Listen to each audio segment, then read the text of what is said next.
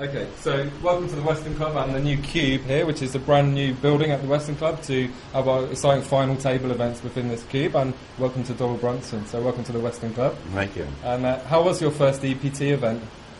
Well, I survived the first day. I'll play again tomorrow at noon, and I think it's a pretty big field. Okay, yeah, and they had about 280 something players yesterday, and I think like 400 today. Yeah. Brilliant. Okay. And are you going to play any other events? No, I don't think so. I'm going to go from here to Cannes for the World Series of Poker Europe. And is this your first visit to the Western Club? Yes, it is. Yeah. Have you had a chance to play here yet? No, tonight will be the first time. So we're just about to start a game in a minute. Hopefully. Brilliant.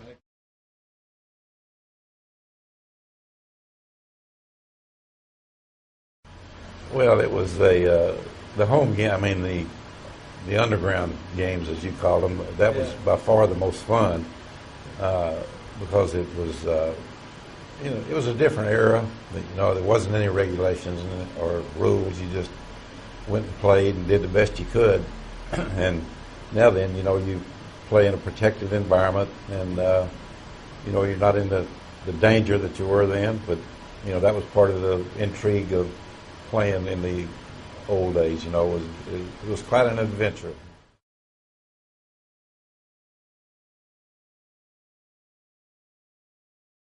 I didn't think they had much chance until today or yesterday, and I understand they made some kind of a deal with some French group that part of the deal is to play the American players and the European players their money back. Yeah, so I think maybe it'll happen. Hopefully it will, because I don't know what happened there, but I know all the individuals there at that company, and they're all good people. I don't know what happened, but that does show the need for regulation.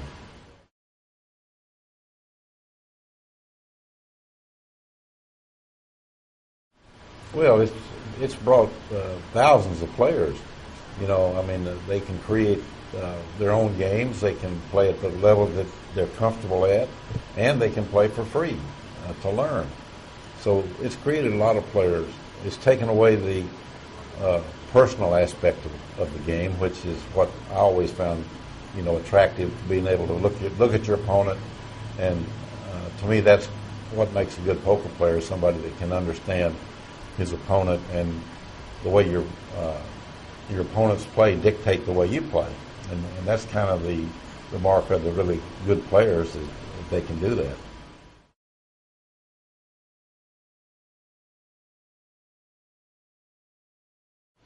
Well, it teaches you about people. You learn more at a poker table with a guy playing for a few hours than you learn in a month with him in the business world.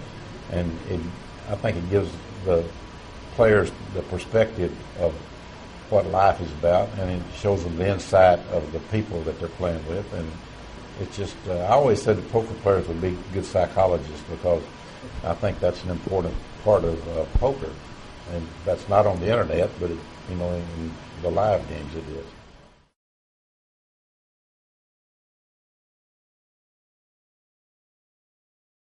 Well, hopefully that'll be true. It's certainly evolved from the days back when they looked at you like you were some sort of a criminal because you played poker, and it's advanced further than I ever thought it would in my lifetime.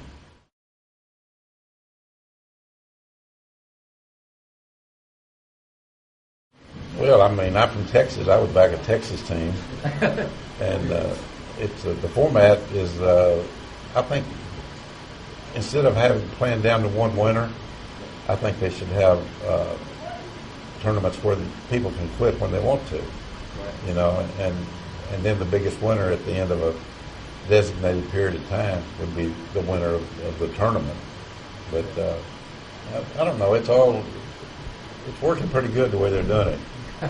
I don't know if you're playing in the tournament they're doing in a couple of months, where they're going around the London Eye, and they're having different teams in each cubicle of the London Eye, so that every person has to play the same hands as all the opposing teams in the other cubicles. I don't know what you thought of that idea. No, that's a good. I like that. Contract bridge. That's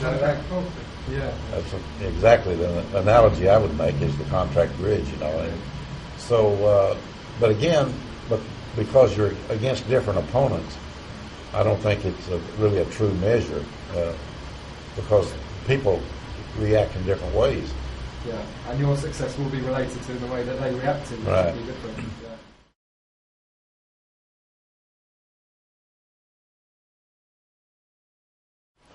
Well, I would have them read all the books that they could find, and I would have them play all they can play. There's nothing that helps a poker player more than experience and playing, and so that's what I would recommend. That you read and play.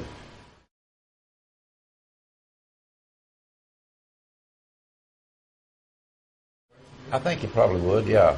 I think that in order to be really a good poker player, that I think it would be good to be play both games, and it is different. Whether people think it's not, but it is. It's very different.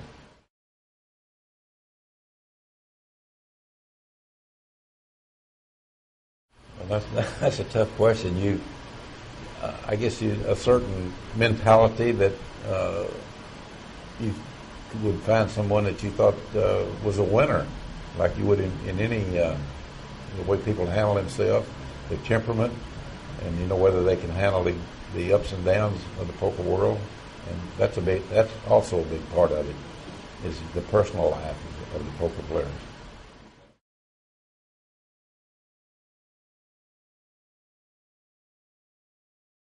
Well, it gives them a pastime that can be very profitable, and and you'd rather your 15-year-old kid be out in the streets or looking to go into some club, or you'd rather them be at home playing poker on the internet. I think it's pretty obvious you'd rather them stay home and play poker, and I think that's an alternative that the kids have got now. Maybe where they can find risk-taking behaviour, which is okay. Yeah, right.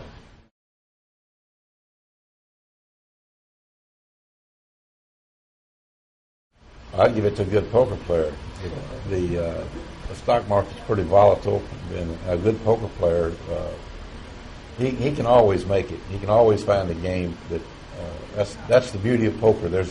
At some level, there's a game that you can beat, and you've got to find that level. And then after you've beaten that level, you can move to the next level, and then you find your comfort zone that you can win at.